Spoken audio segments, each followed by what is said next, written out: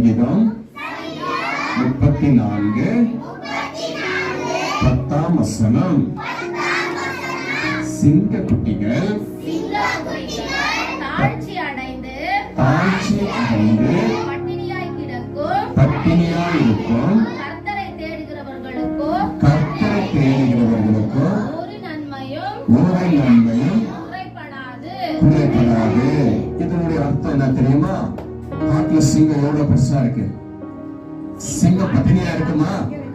என்ன பண்ணாரு? பட்டினியா இருக்காது. எல்லாத்தையும் என்ன பண்ணும்? கட்சி சாப்பிடும். காட்டுக்கே அது ராஜாவா இருக்கு.